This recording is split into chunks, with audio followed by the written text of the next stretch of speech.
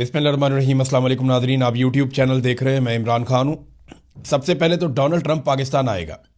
Donald Trump ने अपने मुंह से कहा कि वो पाकिस्तान आएगा, लेकिन उस सूरत में जब पाकिस्तान में कोई डील हो रही होगी ईरान के साथ। मैंने आपसे पहले अर्ज़ किया था और बार बार कहा था कि डोनाल्ड ट्रंप जंगबंदी का क्रेडिट किसी को नहीं देगा, हत्ता कि अपने नायब सदर तक को नहीं देगा। जब जंगबंदी होगी और जब कोई मामला किसी से मच जाएगा तो डोनाल्ड ट्रंप उसका क्रेडिट खुद लेगा, क्योंकि बहुत ज़्यादा डैमेज डोनाल्ड ट्रंप को हुआ है अमेरिका में। डोनाल्ड ट्रंप को कितनी बड़ी फेस सेविंग लेकर दे सकते हैं आसिम मुनीर साहब, ये मुनहसर है आसिम मुनीर और ईरान के बीच में होने वाली बातचीत में। देखें, जो अमरीकी पैगामात लेकर आसिम मुनीर साहब गए ईरान में और वो पैगामात और मशवरे उन्होंने ईरान को दिए, उसके बदले में ईरान के पास भी एक डील का खाका मौजूद है। वो चीज़ें मैं आपको पिछले वीलॉग में बता चुका हूँ। अब सादी बात यह है कि जंगबंदी हो चुकी है, जिसके ऊपर ईरान की पहली और बड़ी शर्त थी कि लबनान के अंदर फौरी तौर पे जंगबंदी की जाए, तो वहाँ पे जंगबंदी हो गई है। जंगबंदी का जो अनाउंसमेंट है वो डोनाल्ड ट्रंप ने कुछ इस तरीके से किया कि मेरी बात हुई है लबनान के सदर से। लबनान के सदर का नाम जोसेफ ऑन है। मेरी लबनान के सदर से बात हुई है और इसराइल के वज़ीर-ए-आज़म से बात हुई है और मैंने जंगबंदी करवा दी है। ये मेरा फ़ख्र है कि मैं इससे कबल 9 जंगें हल करवा चुका हूँ और ये मेरी 10वीं जंग है जिसे मैं हल कर रहा हूँ। इन दोनों को वाइट हाउस में बुलवा रहा हूँ। 1983 के बाद पहली मरतबा इनके बामकसद मुज़ाकरात हो रहे हैं। अब मैं एक चीज़ आपको बता दूं कि जो लड़ाई हो रही है वो इसराइल और हिजबुल्लाह में हो रही है, इसराइल और लबनान की हुकूमत में नहीं हो रही। जो मुज़ाकरात हो रहे हैं वो इसराइल और लबनान की हुकूमत के हो रहे हैं।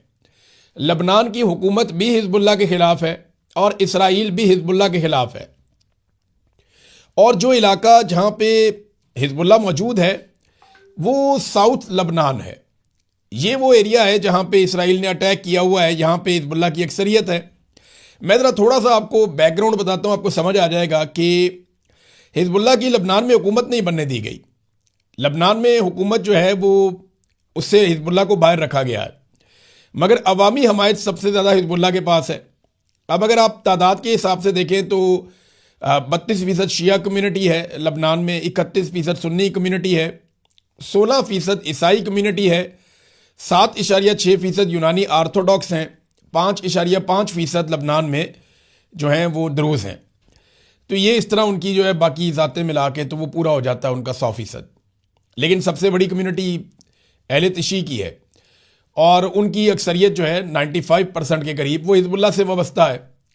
जबकि जो सुन्नी अहबाब हैं उनकी जब अक्सरियत देखी जाती है तो 33-34% वो भी हिजबुल्लाह के हमायती हैं और बाकी जगह से भी हिजबुल्लाह को हमायत मिलती है। तो हिजबुल्लाह सबसे तगड़ी बड़ी जमात है वहाँ पे, लेकिन वो हुकूमत से बाहर है। और वो क्यों हुकूमत से बाहर, आपको आइडिया होगा, क्योंकि देखें 16% आबादी है ईसाई और जोसेफ ऑन जो हैं वो वहाँ के ईसाई सदर हैं इस वक्त लबनान के। ये वहाँ की सेटलमेंट भी है, लेकिन ये चले अच्छा है, जमहूरियत में सबको मौका मिलना चाहिए। लेकिन लड़ाई इसराइल की हिजबुल्लाह के साथ हो रही है और सुलह इसराइल की लबनानी हुकूमत के साथ हो रही है। लेकिन अच्छी बात है कि सुलह हो रही है और ये ईरान का एक बड़ा मुतालबा था। ईरान की जानिब से एक सीनियर सहाफ़ी हैं जिनको आपने बहुत सुना और उनकी बातें बहुत ज़्यादा आप देखते भी रहे सोशल मीडिया पे, हर जगह पे।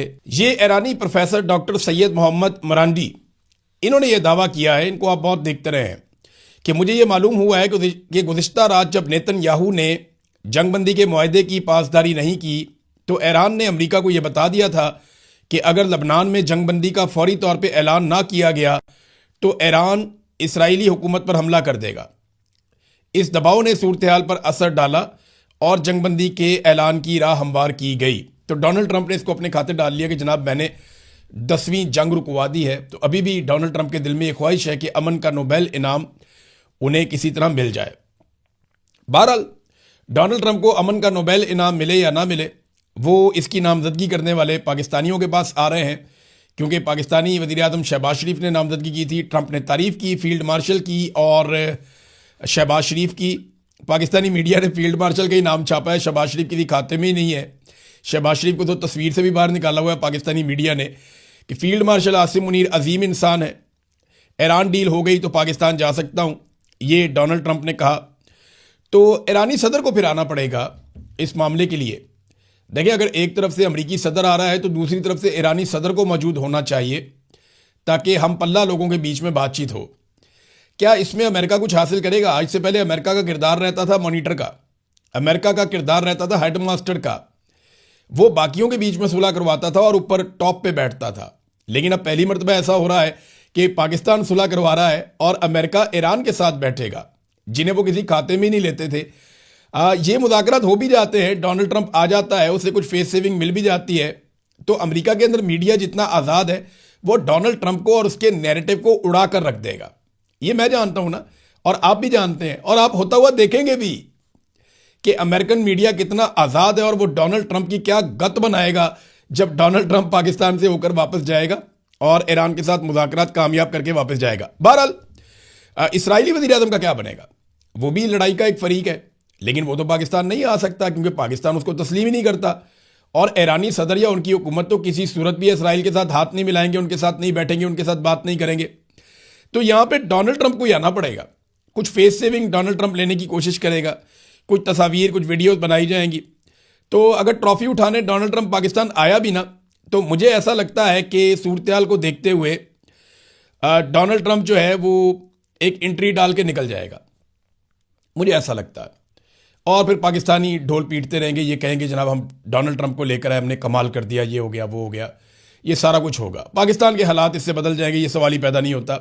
پاکستان کے حالات تب تک نہیں بدلیں گے جب تک کہ پاکستان کی ملٹری اسٹیبلشمنٹ اپنا رویہ تبدیل نہیں کرے گی.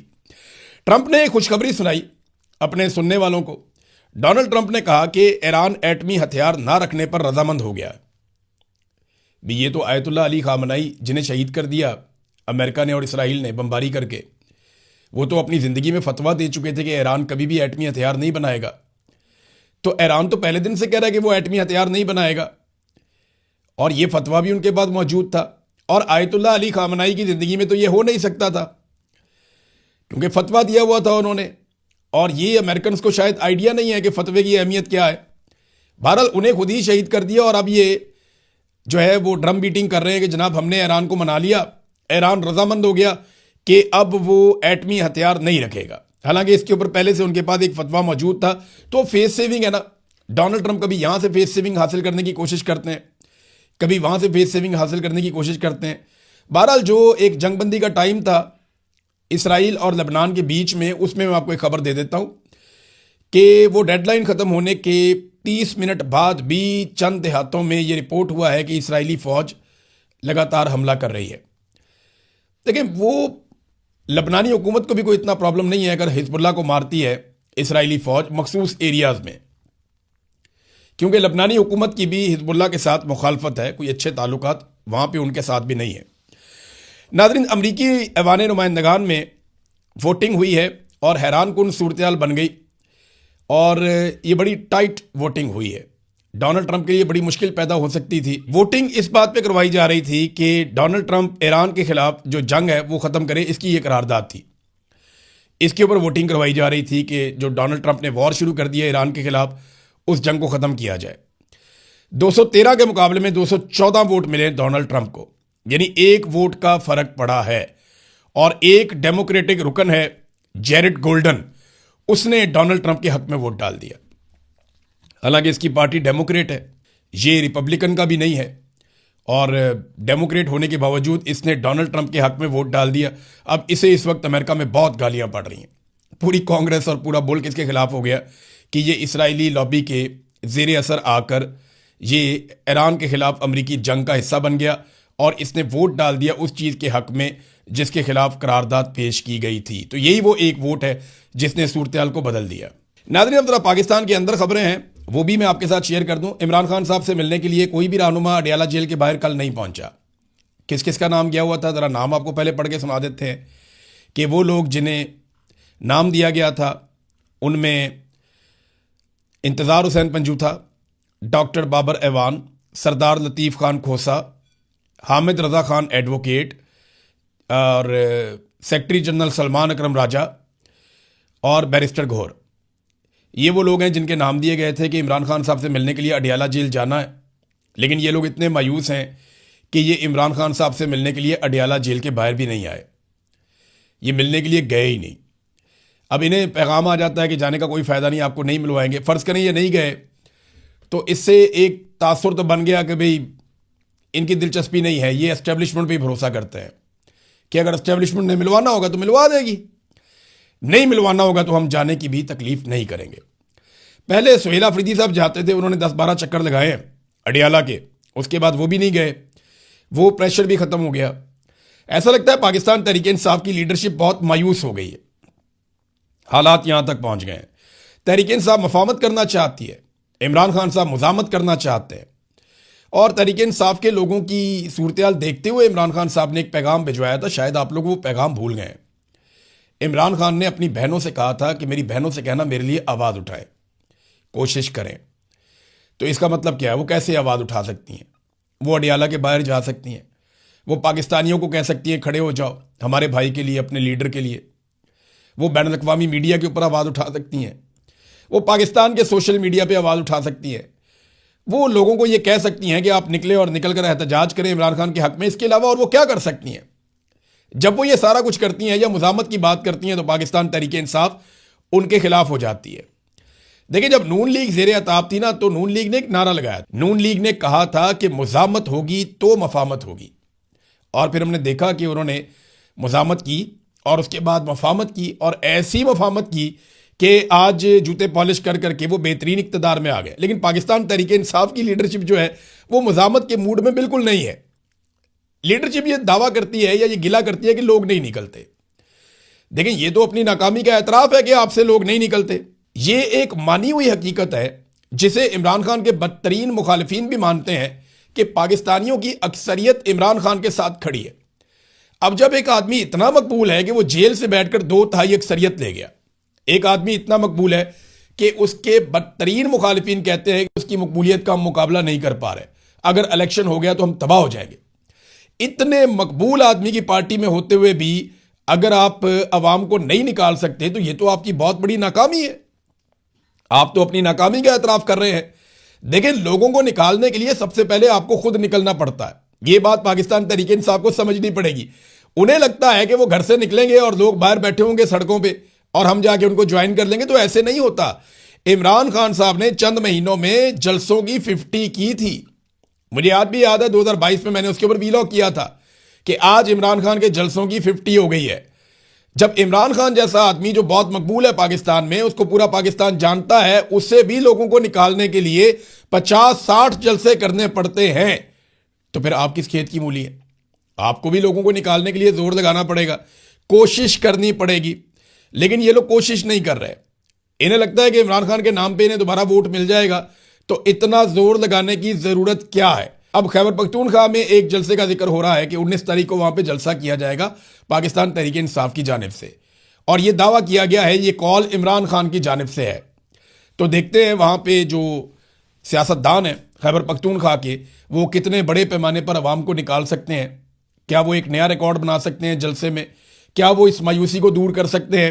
یہ سارے سوالات کا جواب ہمیں 19 تاریخ کے جلسے کی شام کو مل جائے گا، اور جو آپ 19 تاریخ کو یا 20 تاریخ کو ویلاگ دیکھیں گے اس میں ساری تفصیلات میں آپ کے سامنے رکھ دوں گا. عمران خان صاحب نے ایک اور حکم دیا تھا. انہوں نے کہا تھا کہ ایک نئی سیاسی جماعت رجسٹرڈ کروائی جائے، کیونکہ دیکھیں حالات کا کوئی پتہ نہیں ہے. آپ الیکشن میں جائیں، دوبارہ انتخابی نشان نہ ہو تو پاکستان تحریک انصاف کیا کرے گی؟ کیا دوبارہ سے یہ الیکشن لڑیں گے چولہے کے اوپر، جوتے کے اوپر، کیتلی کے اوپر، گھڑیال کے اوپر، گاجر مولی اور بینگن کے اوپر الیکشن لڑیں گے؟ یا انہوں نے ایک نشان کے اوپر الیکشن لڑنا ہے؟ تو ایک پولیٹیکل پارٹی عمران خان نے کہا تھا رجسٹر کروائیں، لیکن پاکستان تحریک انصاف کے لوگوں نے یا عمران خان صاحب کی پارٹی کے لوگوں نے ابھی تک وہ پولیٹیکل پارٹی جو میری اطلاع ہے اس کے مطابق رجسٹرڈ نہیں کی. گلگت بلتستان میں اور آزاد کشمیر میں الیکشن سر پہ آ گئے ہیں، لیکن اس کے باوجود انہوں نے کوئی نئی پولیٹیکل پارٹی رجسٹرڈ نہیں کی.